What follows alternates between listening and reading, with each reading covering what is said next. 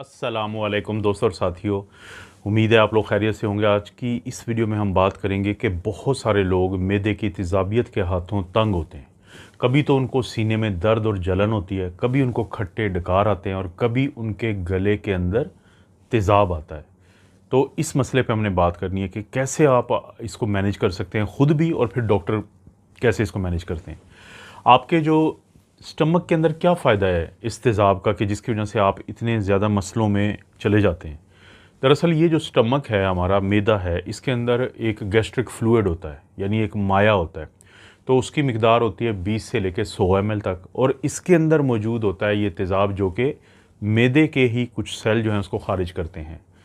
हमारे जिस्म में एक तेज़ाबियत होती है, मैदे की तेज़ाबियत की अगर मैं बात करूं कि देखें कोई चीज़ कितनी तेज़ाबी है या कम तेज़ाबी है, तो उसको हम 0 से लेके 14 तक का हमारी एक दर्जा बंदी है, और 7 दरमियान का है कि न्यूट्रल है, कि ना वो तेज़ाबी है ना वो अल्कलाइन है। तो किसी भी चीज़ की पीएच जितनी कम होगी उतनी वो तेज़ाबी होगी, 7 से कम होगी, और 7 से ज़्यादा होगी तो वो उतना अल्कलाइन होगा। जैसे ब्लड का जो पीएच है वो तकरीबन हम कहते हैं 7.40 है। पानी का जो पीएच है वो 6.95 से लेके, यानी 7 से लेके 9.5 तक होता है। तो आपका जो मैदा है, इसका जो एसिड है, जो तेज़ाब है, जो ये अब फ्लूइड अंदर है, तो उसकी तेज़ाबियत होती है 1.5 से लेके 3.5 तक। इसका फ़ायदा भी है और नुकसान भी है। फ़ायदा क्या है? फ़ायदा ये होता है कि इस तेज़ाबियत की वजह से जो आपका खाना है वो जल्दी टूट फूट का शिकार होता है, जिसमें प्रोटीन है। आपने मुर्गी खाई, आपने कोई गोश्त खाया, मटन बीफ खाया, बाकी चीज़ें भी खाई, ज़ाहिर है कार्बोहाइड्रेट और फैट्स हैं, तो वो जल्दी टूट फूट का शिकार होते हैं और फिर आगे चले जाते हैं। जबकि दूसरा क्या फ़ायदा होता है कि जब कोई जरासीम, बैक्टीरिया वगैरह आपके स्टमक में दाखिल होते हैं, आगे उन्होंने जाना होता है आंतों की तरफ, तो इस तेज़ाबियत की वजह से वो 15 मिनट के अंदर अंदर मारे जाते हैं। क्योंकि जब भी आपकी मैदे की तेज़ाबियत 4 से कम होगी तो ये बैक्टीरिया मारे जाएंगे। अब ये जो पॉइंट है, 4 से कम पीएच पे बैक्टीरिया मारे जाते हैं, ये आपने याद रखना है, आगे हमारे काम आएगा। लेकिन इसी तेज़ाबियत के जो फ़ायदे हैं, फिर इसी के हाथों हम कुछ मसलों में चले जाते हैं कि जिसकी वजह से ये तेज़ाबियत, मैदे की जलन, सीने की जलन, और गले में ये आता है सारा तेज़ाब, तो वो फिर कुछ ऐसी चीज़ें होती हैं कि जिनकी वजह से हमें ये मसला बनता है। वो क्या वजूहात होती हैं? जैसे अगर आप बहुत देर तक खाली पेट रहते हैं तो ये एक वजह होती है, क्योंकि इस दौरान जो तेज़ाब है वो आपके स्टमक की जो एक हिफाजती तय होती है, जिसे गैस्ट्रिक म्यूकोज़ा हम कहते हैं, तो उसको नुकसान पहुंचाता है, जिससे अल्सर बनते हैं, ज़ख़म बनते हैं। इसी तरह से अगर आप खाली मैदा, खाली पेट आप चाय बहुत ज़्यादा पिएँ और कॉफ़ी पिएँ तो उससे ये मसला बनता है। या फिर आप अगर बहुत ज़्यादा मिर्च मसाले वाली चीज़ें खाएँ, आप बहुत ज़्यादा तली हुई चीज़ें खाएँ, तो उससे ये मसला बनता है।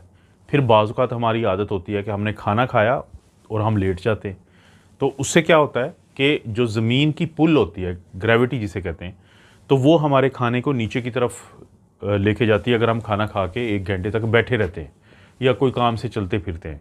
लेकिन जब आप लेट जाते हैं तो वो ग्रेविटी का असर ख़त्म हो जाता है, तो मैदे का तेज़ाब बजाय आगे जाने के और खाने को आगे लेके जाने के, वो वापसी की तरफ आता है, जिससे फिर वो आपको सारा मसला बनता है।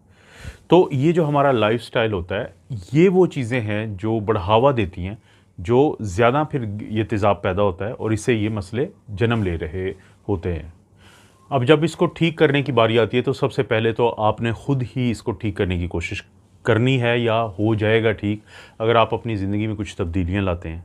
जैसे कि आप खाली पेट ना रहें, आप दिन में बार बार खाएं लेकिन कम खाएं। कम खाने का एक बड़ा आसान सा तरीका है कि जितना ज़्यादा आप चबा के खाएंगे उतना कम आप खा पाएंगे, क्योंकि जब आप खाना खा रहे होते हैं और आपका मैदा इतना भर जाता है कि जब आपकी भूख साइंस के हिसाब से ख़त्म हो जानी चाहिए, तो उसके 20 मिनट के बाद एक हार्मोन आपके दिमाग से रिलीज़ होता है, तो जो ये पूरे जिस्म को एक मैसेज जाता है कि बस भूख ख़त्म हो गई है। लेकिन अगर आप चबा के नहीं खाएंगे और जल्दी खाएंगे तो फिर आप ज़्यादा खाएंगे।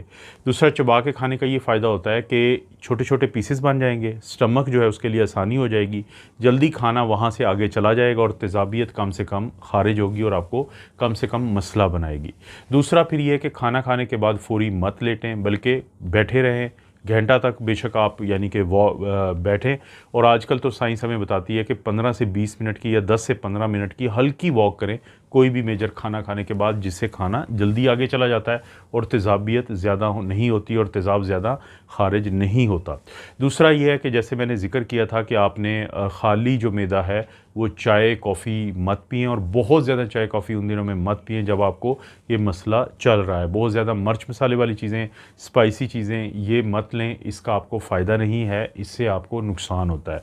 खाना खाने के दौरान पानी इसलिए मत पिएँ कि वो जो पानी है आपकी पीएच को तब्दील कर देता है, और जैसे ही पीएच ऊपर की तरफ जाती है तो ये जो खाना है इसकी टूट-फूट कम हो जाएगी, खाना ज़्यादा देर तक मैदे में रहेगा, और जो जितनी भी ये खाने वाली चीज़ें होती हैं अगर ये ज़्यादा देर वहाँ पे रहें तो इनके गलने सड़ने की वजह से भी आपको डकार आती है, पेट में अफारा होता है और गैस ज़्यादा बनती है।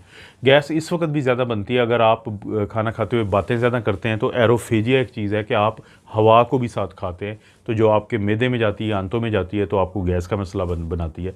खाना खाते हुए कोशिश करें ना बातें करें, ना टीवी देखें, बल्कि आराम से सुकून से जो 15 से 20 मिनट आपने खाना खाना है उसको कहते हैं माइंडफुल ईटिंग। तो उसका आपको फ़ायदा होगा कि वो तेज़ाबियत कम होती है। और इसी तरह से जो कार्बोनेटेड बेवरेजेस होती हैं, ये मशरूबात होते हैं जिसमें से गैस निकलती है, ये कार्बन डाइऑक्साइड की, अगर आप वो भी इस्तेमाल करेंगे खाने के दौरान तो उसकी वजह से भी आपके मैदे के अंदर तेज़ाबियत बढ़ेगी, और जब तेज़ाबियत बढ़ेगी तो वो फिर इसी तरह से जो आपका ये मसला है वो बहुत ज़्यादा हो जाएगा। जैसे मैंने ज़िक्र किया कि खाना खाने के बाद आप सीधे बैठें या 10-15 मिनट की वॉक करें।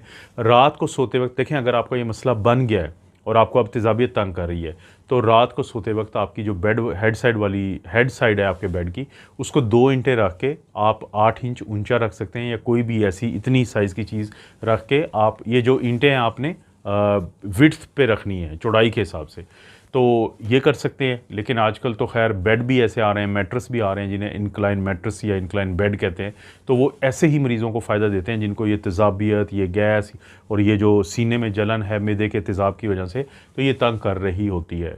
और अगर ये सब कुछ करने के बावजूद फिर भी आपको मसला रहता है, तो उस सूरत में आपने अपने उस डॉक्टर के पास जाना है जो इस चीज़ का माहिर होता है, जिसको हम गैस्ट्रोएंटरोलॉजिस्ट कहते हैं।